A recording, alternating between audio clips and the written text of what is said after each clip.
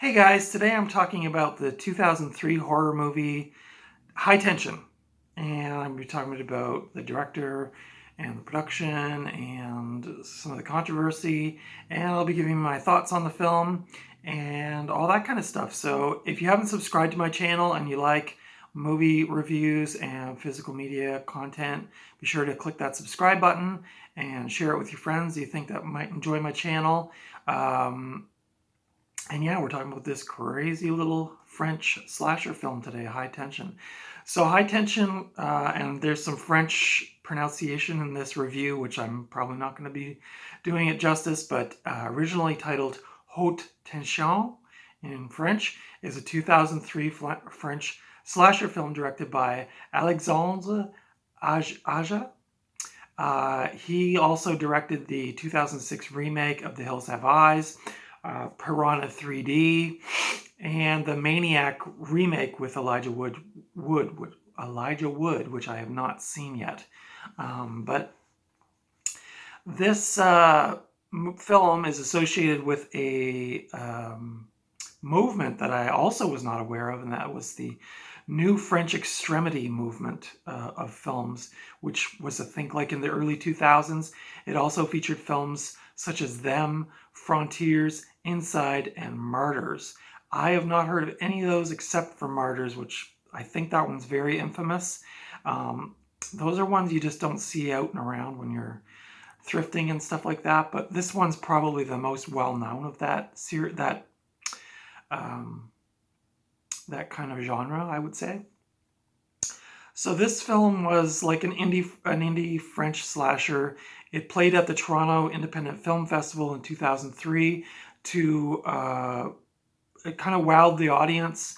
And when that happened, Lionsgate Entertainment picked the film up over here in North America.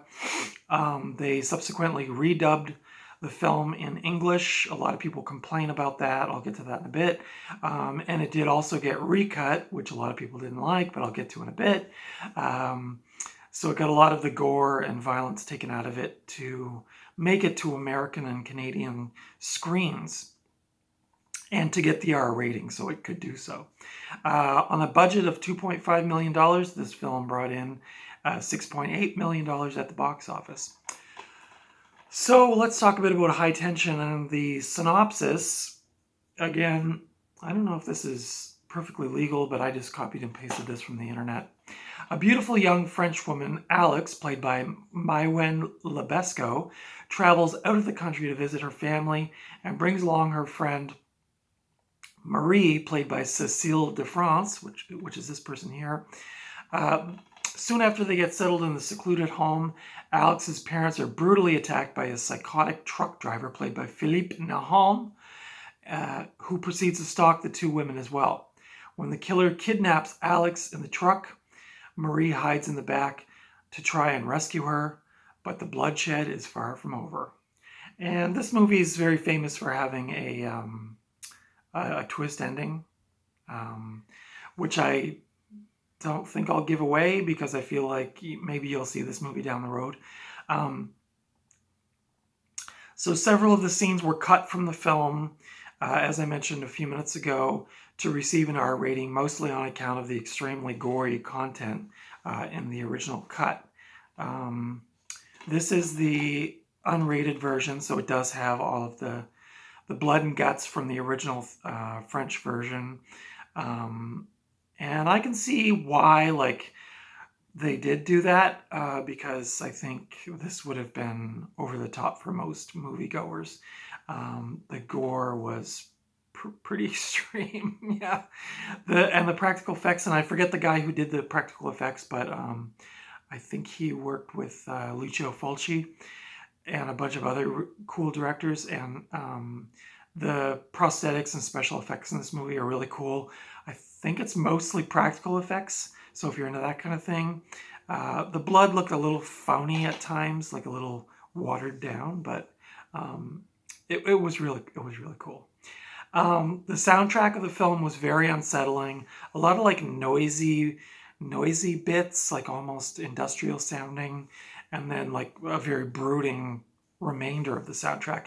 This was done by a person named Francois Eudes Chanfreau, who also did the remake of Hills Have Eyes, also directed by the same director, and also the aforementioned movie Inside, which I don't know anything about, but curious to check it out. Mostly the critics on this film, it got mixed reviews, mixed to poor reviews, and I think that's because, first of all, the English dub was not that great. Second of all, the ending, the plot twist at the end was not done real great. Like it was a bit problematic. And I think that's in part due to some of the cuts done to the film and the way the studio and the director kind of put it together. I think there was meant to be more exposition at the beginning of the film. And that was kind of, I think, my understanding is a lot of that was reduced or cut out. And so it kind of left you wondering at the end, like what was going on. I mean, you could kind of figure it out, but it was a bit confusing, to be honest. So I think like the story was really cool. But I think like if it had been just tweaked a little bit, it could have been way better. And then of course the gore was just off-putting for a lot of people. Even in the cut version, I think a lot of people were off-put by it and thought it was kind of a cheap, just a lot of cheap shots. But I think my reading of the film is that it was paying homage to a lot of 70s horror movies.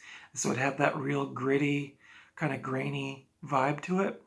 An interesting note that I did learn while researching this film was that Time magazine released their 10 most ridiculously violent movies, which I guess came out. Well, the film Hostel is on this list, so I'm guessing that's maybe like 2004, 5, 6, somewhere in there. Maybe this list got released. It also included the films 300, I Spit on Your Grave, the aforementioned Hostel, and A Clockwork Orange. I don't know.